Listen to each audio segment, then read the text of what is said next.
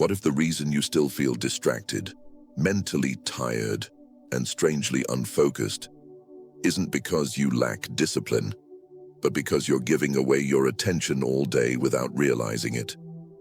Most people think their problem is motivation. They try new routines, new goals, new systems, but nothing really changes, because the real issue isn't effort, it's exposure. You speak when silence would make you stronger. You react when patience would give you control. You divide your focus across hundreds of things that don't truly matter, while the one thing capable of changing your life quietly waits for your attention. The ancient Stoics understood something most people never discover. Power doesn't come from doing more. It comes from withdrawing your energy from what doesn't deserve it. And once you understand this habit, you start thinking differently, moving differently, living differently. Today, you'll discover why focusing on yourself and learning when to stay silent becomes the turning point between drifting through life and directing it. If you're ready to stop being pulled in every direction, write "no more distractions" in the comments.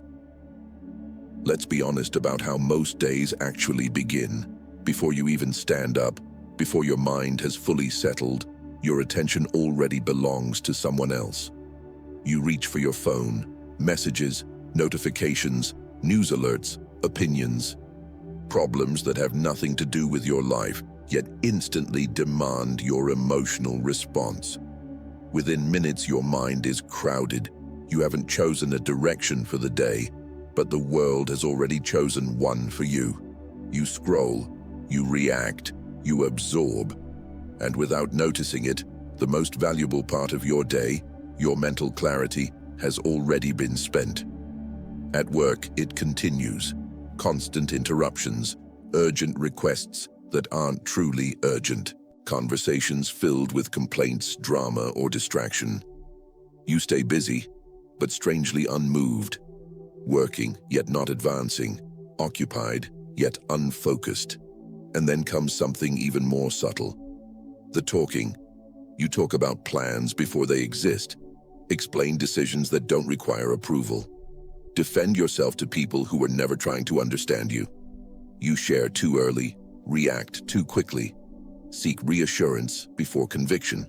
Each time you do, a small portion of your energy leaks away because attention is power, and most people spend their lives handing it out freely to opinions, conflicts, expectations, and noise. Deep down, you already feel this, that sense of mental scatter, that quiet frustration of knowing you're capable of more, yet never fully aligned. The Stoics recognized this condition centuries ago. They described it as living outside yourself, allowing external events to dictate internal peace. And the moment you live outside yourself, you lose sovereignty over your own life. But the moment you reclaim your attention, everything begins to change. Most people believe they are in control of their lives. They make plans, set goals, form opinions about who they are and where they're going. But if you observe closely, something else is happening. Their mood changes depending on other people's reactions. Their confidence rises or falls based on approval. Their direction shifts according to trends, criticism, or comparison. They are not directing their lives.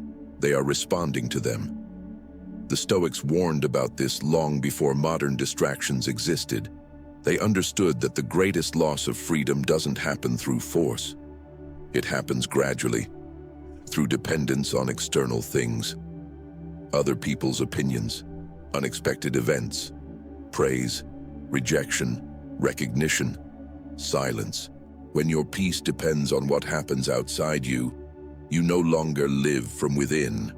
You live outside yourself.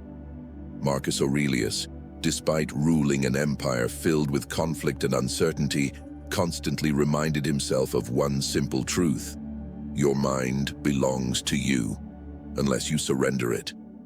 And surrender rarely feels dramatic. It happens quietly. You check what others think before deciding what you think. You adjust your behavior to avoid judgment. You chase goals because they look impressive, not because they matter to you. Little by little, your internal compass weakens. You begin measuring your worth through reaction instead of intention. And here's the dangerous part. From the outside, life can still look productive. You may be working hard, staying busy, engaged in countless activities, but internally, direction is missing. You feel pulled instead of guided, stimulated instead of focused, active, yet strangely disconnected. The Stoics believed true freedom begins when attention returns inward, not in isolation, not in selfishness, but in sovereignty. You stop asking, "What do they expect from me?" and start asking, "What is actually within my control right now?" Because once your focus returns to your own thoughts, choices, and actions, the noise loses authority. You no longer react automatically. You begin choosing deliberately. And that shift, subtle but profound, marks the beginning of discipline. Most people never reach this point. They spend years reacting to circumstances they cannot control, speaking endlessly about change while remaining unchanged. But if you're still here listening, something inside you is already resisting that pattern. You're beginning to notice the difference between movement and direction, and that awareness leads to the next realization. Sometimes the fastest way to lose power is simply to speak too soon. There is a mistake almost everyone makes, and very few recognize it as a mistake. They speak before the work is done. They announce intentions before discipline exists, share goals before commitment is tested, explain decisions before results have time to form. And in doing so, they unknowingly weaken their own momentum. It feels harmless at first. You tell someone about a new plan, a habit you're starting, a project you're excited about. You receive encouragement, approval, recognition. For a moment it feels good, but something subtle happens beneath the surface. The energy that should have gone into execution gets released through conversation. The Stoics understood that words carry weight, not only for others, but for yourself. Every premature explanation creates pressure. Every announcement invites opinion. Every shared intention opens the door to distraction. Now your focus is divided. Part of your mind is working. Another part is wondering how others perceive your progress. Instead of building quietly, you begin performing. And performance drains discipline. Seneca warned that constant exposure weakens inner stability. When your actions depend on external response, consistency becomes fragile. You start adjusting your pace to match expectations, defending choices that required no defense, explaining paths that were never meant to be debated. Soon, execution slows, not because you lack ability, but because your attention has shifted outward again. Consider how often people talk about change compared to how rarely they sustain it. Plans discussed endlessly, goals repeated publicly, ambitions broadcast long before effort becomes routine. Talking creates the illusion of progress, but discipline grows in silence. The Stoics practiced restraint not because communication was wrong, but because timing mattered. They understood that unfinished work requires protection. A seed grows underground first. Expose it too early, and it struggles to survive. Your goals function the same way.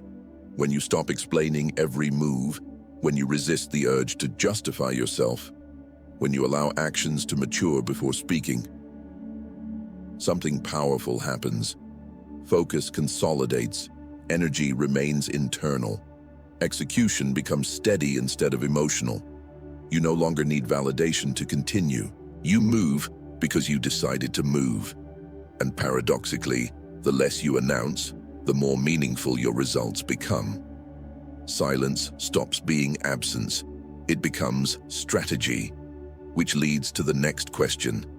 If speaking less preserves power, what does it actually mean to focus on yourself and stay silent in practice? So what does it actually mean to focus on yourself and stay silent? Not in theory, not as philosophy, but as a daily practice. Because this habit is often misunderstood, it does not mean isolating yourself. It does not mean ignoring people, and it certainly does not mean becoming cold or distant. Stoic silence is not withdrawal, it is direction. It is the deliberate decision to place your attention only where it produces growth. The Stoics divided life into two domains: what belongs to you and what never did. Your thoughts, your actions, your effort, your discipline, these belong to you. Other people's opinions, their approval, their reactions, their expectations, these do not. Yet most people live reversed. They obsess over what others think and neglect what they themselves control. They monitor reactions instead of behavior, feedback instead of effort, recognition instead of progress. And slowly, without noticing, their life becomes externally managed. Epictetus taught his students a brutal but freeing principle. Focus only on what depends on you. Everything else is noise. Focusing on yourself begins here. It means redirecting attention inward, again and again, whenever the world tries to pull it outward. When criticism appears, you ask, is there something useful here? If yes, improve. If not, release it. No emotional drama, no defensive explanation, just adjustment or detachment. When distraction calls, notifications, arguments, comparisons, you pause before engaging. You decide consciously, does this deserve my attention? Most things don't. Staying silent then becomes the natural companion to focus, because silence creates space, space to observe before reacting, space to think before speaking, space to act intentionally instead of emotionally. Marcus Aurelius ruled an empire surrounded by conflict, betrayal, and constant demands. Yet in his private writings, he repeatedly reminded himself, return to yourself, not to escape the world, but to remain sovereign within it. Silence allows that return. When you stop reacting instantly, something changes. You begin noticing patterns. You see how often conversations are driven by ego, how many debates solve nothing, how much energy disappears through unnecessary explanation. You realize that many battles never required your participation. And with that realization comes freedom. You listen more carefully. You speak more precisely. You act with greater certainty. Your words become fewer, but stronger, because they are no longer attempts to convince. They are conclusions formed through reflection. This is why Stoic discipline feels powerful but calm. There is no rush to prove anything, no urgency to announce progress, no need to win every conversation. You are no longer reacting to life moment by moment. You are directing it. And once this habit begins to take root, another transformation quietly follows. You start reclaiming something most people never recover: your attention. Attention is the most valuable resource you possess. More valuable than time, more valuable than money, more valuable even than talent. Because wherever your attention goes, your life follows. And modern life is designed to steal it. From the moment you wake up, something is competing for your mind. Notifications, messages, news, opinions, urgency that isn't yours. Before you've even decided who you want to be that day, the world has already begun deciding for you. The Stoics would recognize this immediately. They warned that a scattered mind cannot live freely. Seneca wrote that people guard their property carefully, yet hand over their time and attention without resistance. Look honestly at a normal day. You begin with intention. Then interruption arrives. A message pulls you away. A headline triggers emotion. A conversation drains focus. A comparison plants doubt. By evening, you feel exhausted, not because you worked deeply, but because your attention was divided all day long, busy but unfocused, active but not advancing. This is why focusing on yourself requires reclaiming attention first, because without attention, discipline collapses. You cannot build clarity while constantly reacting. You cannot think deeply while consuming endlessly. You cannot move forward while mentally pulled in 10 directions. The Stoic solution was radical simplicity. Guard your mind. Marcus Aurelius repeatedly reminded himself to confine attention to the present task, not tomorrow's fear, not yesterday's mistake, not other people's judgments, just the action in front of him. One task, one moment, one decision at a time. Reclaiming attention starts with small acts of resistance. You delay checking your phone in the morning.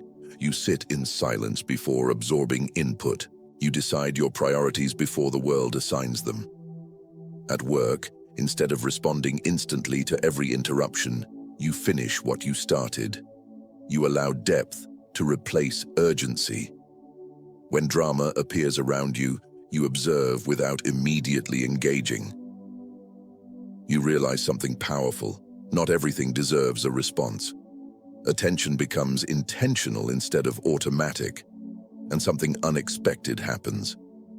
Your mind slows down, clarity increases, decisions become easier. Because attention, once concentrated, amplifies everything you do. The same hour produces better results. The same effort moves you further. The same energy stops leaking outward. Most people believe productivity comes from doing more. The Stoics understood the opposite. Power comes from doing fewer things with total presence. When your attention stops scattering, momentum appears. You finish projects instead of starting endless ones. You think independently instead of reacting socially. You begin living by choice rather than impulse. And people notice. Not because you speak about discipline, but because your presence changes. You seem calmer, less hurried, harder to distract, more certain. Because attention is the foundation of self-mastery. Whoever controls your attention controls your direction. And when you reclaim it, you quietly reclaim your life. But attention alone isn't enough. There is another leak most people never recognize. The constant urge to explain themselves, which leads to the next shift. One of the fastest ways to lose personal power is the constant need to explain yourself, explain your decisions, explain your goals, explain your boundaries, explain why you changed, explain why you said no. Most people don't even notice how often they do it. Someone questions your choice, you justify it. Someone doubts your plan, you defend it. Someone misunderstands you, you rush to correct the narrative. And every explanation feels harmless, reasonable, polite. But beneath it hides something deeper, the search for approval. The Stoics understood a difficult truth. Not everyone needs to understand you. Epictetus taught that if you truly know what is right, you do not waste energy persuading those committed to misunderstanding. Because explanation often isn't communication, it's insecurity asking permission. Think about how much energy disappears this way. You announce a goal too early and suddenly feel pressure to prove it. You defend a decision and become emotionally attached to others agreeing. You argue your intentions instead of executing them, and slowly, your focus shifts outward again. Instead of asking, "Am I aligned with my values?" you begin asking, "Do they approve?" This is how people lose direction, not through failure, but through overexposure. Marcus Aurelius ruled an empire filled with criticism, betrayal, and endless opinion, yet in his private writings, he reminded himself repeatedly, "Do what is right. Let others think what they will." He understood something most never learn. Clarity does not require consensus. When you stop explaining unnecessarily, Several things happen immediately. Your decisions become quieter, stronger, cleaner. You act because something is correct, not because it is validated.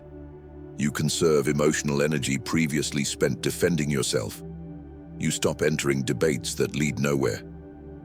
And perhaps most importantly, you begin trusting your own judgment again.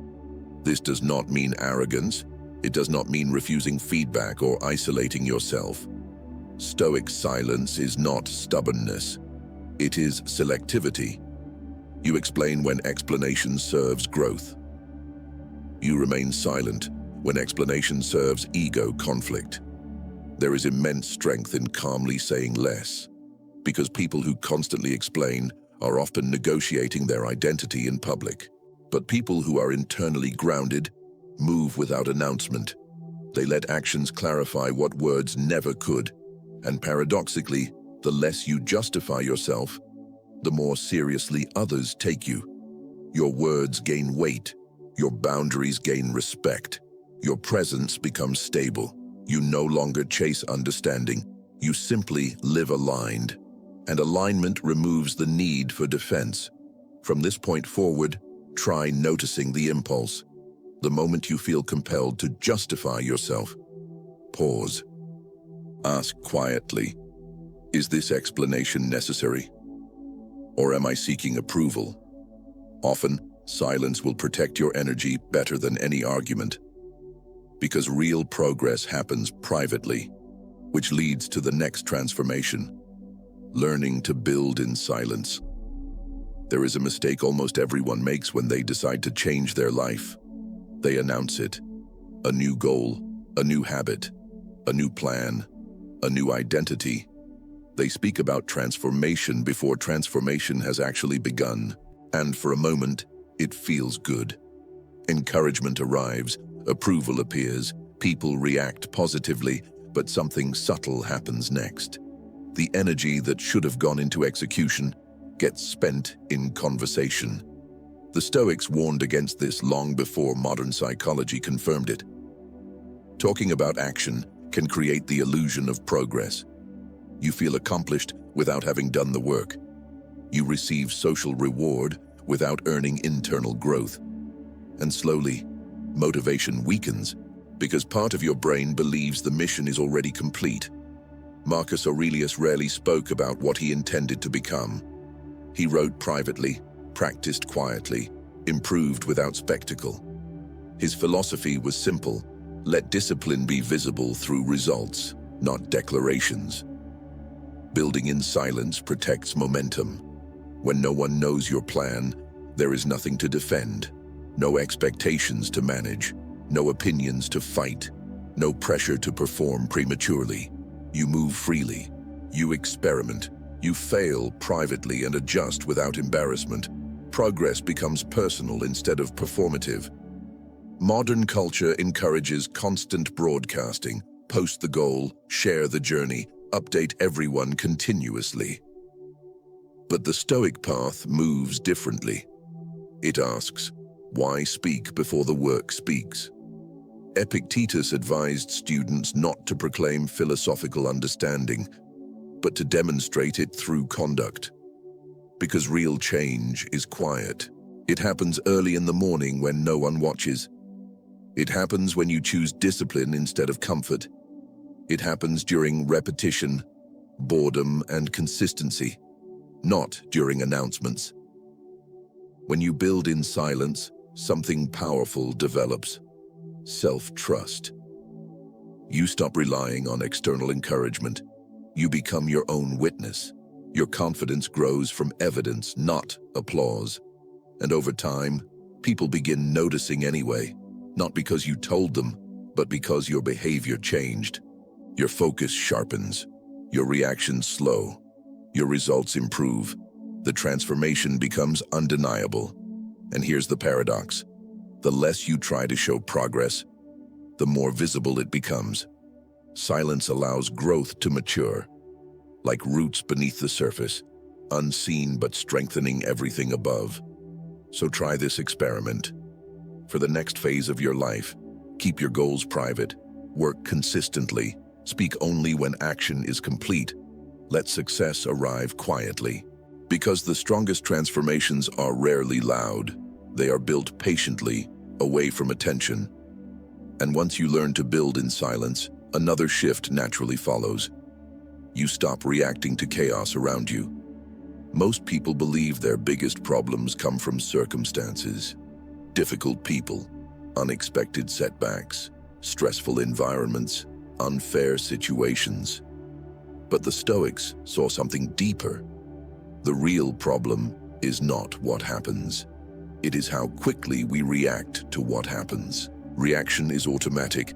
Someone criticizes you, you defend. Someone disagrees, you argue. Something goes wrong. Frustration rises instantly.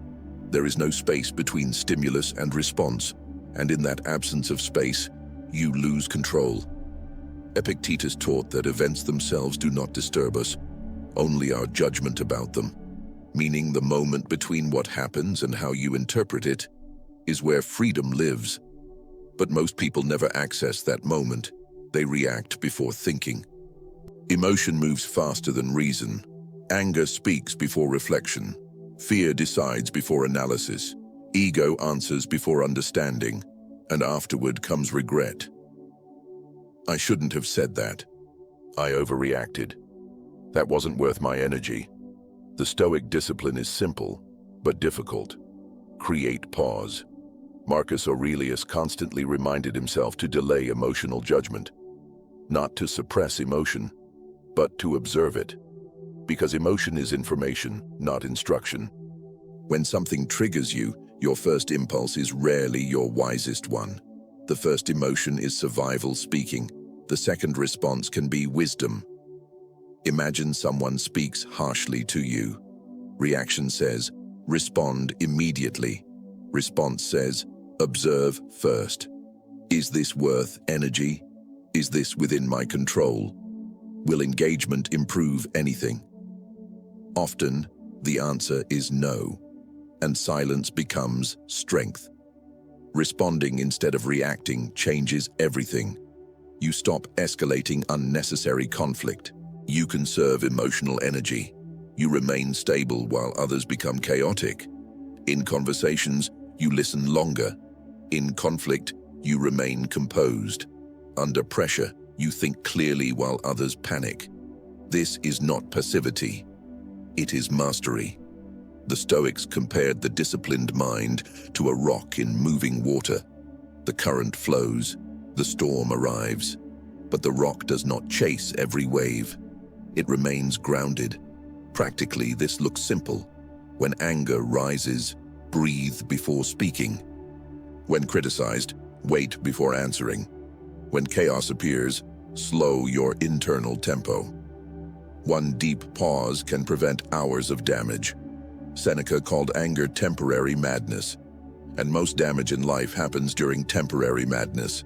Careers lost, relationships broken, opportunities destroyed, not by fate, but by uncontrolled reaction.